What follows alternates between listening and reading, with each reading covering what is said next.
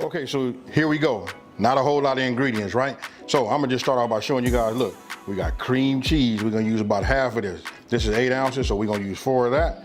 Then I got thick sliced bacon. We're gonna use 4 of these.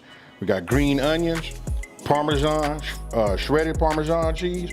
And this right here, look at my 3 spices. That's kosher salt, black pepper, and garlic powder. And then of course, listen, we're gonna fry them and put that little color on these chops, right? We're gonna have a little flour. So we're gonna add this to that, and that's how that's gonna happen. Now, you can look right here. Look, this is a little bonus. Like I said, look, I brined. I'm gonna give you guys everything you need to know about the brine and how to make it super simple. It wasn't even worth me really showing it unless you guys tell me you want me to just show how I made this pork brine. But I brined it overnight. These are my chops. So now let's just go ahead and start, to assemble. Okay, so the first thing you wanna do is, we're gonna like multitask, right? So what we wanna do is we wanna get our bacon. We're gonna start going ahead and getting this cooked.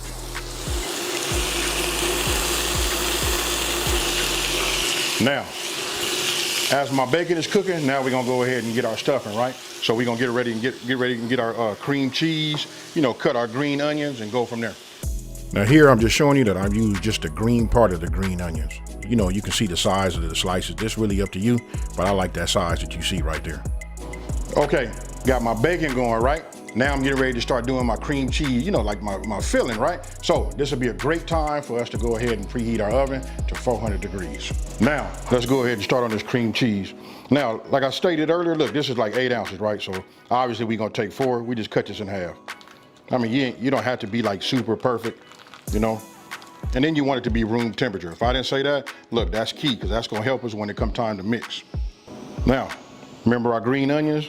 Look, we're gonna add these. I'm just gonna add just a little bit and we'll add some more. I'm gonna do the same thing with the grated Parmesan, cheese. And then of course, we wanna add some of this garlic powder, right? Now, go ahead and get yourself a whisk. And then when you have it at room temperature, just notice how easy it is to just incorporate and mix. It's gonna be tricky, but we just gonna keep moving it around. And when you use a whisk, you see how it goes inside like this? Listen, we just gotta get through it, I got a couple of chops that are gonna be nice. Just wait till I take it out of this brine so you guys can take a look at it.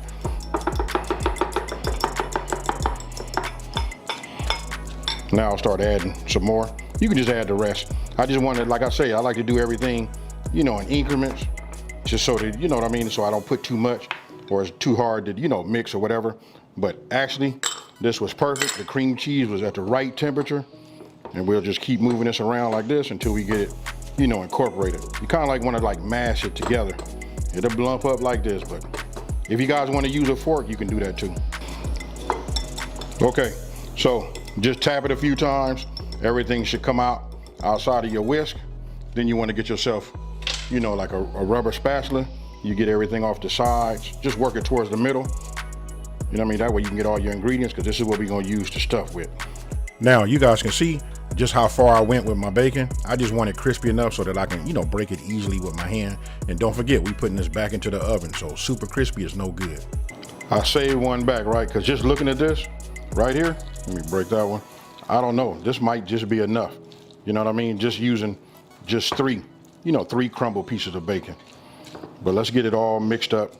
See how we like it, make sure that we can see it throughout. Because when we slice that pork chop and we add these, and then when you get that pork chop and you get some of this, that melted Parmesan and that bacon, yeah, you can see I can barely talk. So I like the way it looked right here. I think that's enough. If you want to add more, you can. And listen, you put too much stuff inside, it's gonna make a mess, So this is enough for these beautiful pork chops that I got. So I'm finna go ahead and take this one here, put this in between some bread, some soft bread, a little mayo. I'm finna have me a little bacon sandwich. Now, what I did was, I'm taking my pork chops out of my brine, right? So I just put a couple of layers of paper towels on the bottom. Once I get them on top of that, then I take another paper towel and I just start to pat them dry. Okay, so after you get them patted dry, right? You wanna make sure you got yourself a sharp blade.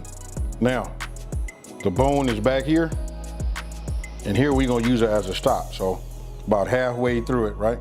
So what we wanna do is we just wanna go, and we wanna work with the tip. We wanna come in here because we wanna fill this cavity up you know, with our stuffing, right? So then we'll just move it like this. And you should, if you take your time, when you go in and you push, you'll feel the tip of the knife hitting the back of the bone, protecting your hand. Real easy, nice and safe.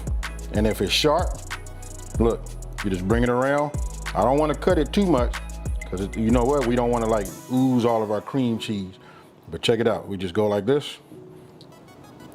But we want to make sure that we getting down to that bone. That way we can get some filling in there. Now, I like that. Let me just show you now. When you open it up, it should look just like that.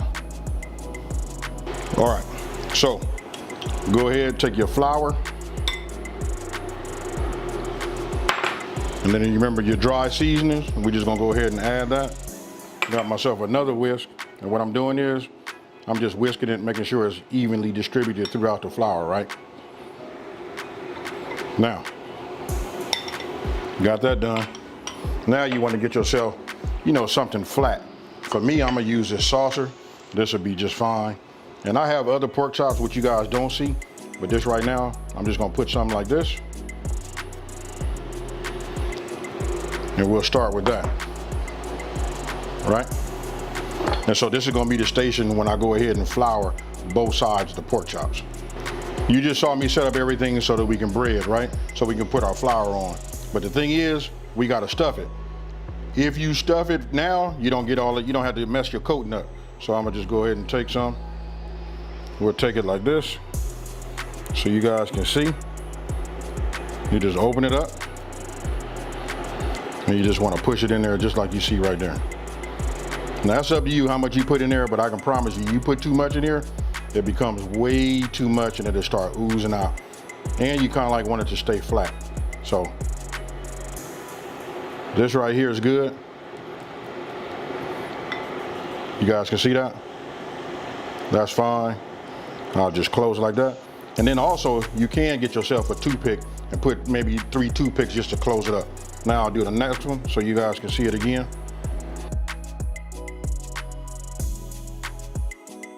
And then right now it should be coming like self-explanatory. You know what we finna do next. We finna go ahead and hit it with that flour. You know what I mean? You put that color on there, and then we're gonna put it in the oven. Okay, so both of these are stuffed. Now I'm gonna go ahead and take this one. And what we're gonna do is we just put it right there on top like that. You know what I mean? Then listen, you don't wanna like mash it down too much because you don't wanna push none of your stuffing out, right? Then what we're gonna do is we're gonna flip it over, right? Just like you see. Now once you got it coated, you wanna make sure that your grease is up to temp. Now I used a medium-high heat, right? That's what we're gonna sear with. So then go ahead, just set it in there. Be careful that you don't get any splash on yourself. And then what I'm doing now is, you just take the remainder. It depends on how big of a pan you have or whatever. So you just wanna coat that one and then put that in there also, just like you see right there. That I'm looking for, that right there, and then I just flip them over. Remember, 2.5 to 3 minutes.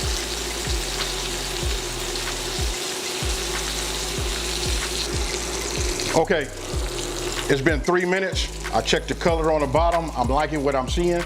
Our oven is up to 400 degrees. So what I'm gonna go ahead and do is put it in. Listen, we're gonna put it in and we're gonna look for an internal temp. On the meat side, we're looking for about 145 degrees, right? Now, after when they come out, look, you can see right now that some of the, you know, our stuffing kind of oozed out. This is where the toothpicks would help, you know, greatly. Keep that stuffing in the inside. All right, so now you just want to go ahead and, you know, plate. I'm gonna be serving these with some mashed potatoes. You can see that, you know, you can see the stuffing, how it started oozing out. And I'm just gonna go ahead and just put it here, and then I'll just let it slide down. Maybe like mash it in like this a little bit. Now, I want you guys to take a look at this part right here. I'm getting ready to cut it. You can just see how tender it is and how juicy it is. And then with that garlic Parmesan stuffing in the inside, oh man, this right here makes for a delicious, you know, fork full, along with that mashed potatoes. Yeah, I want you guys to let me know what you think down in the comment section below. Now,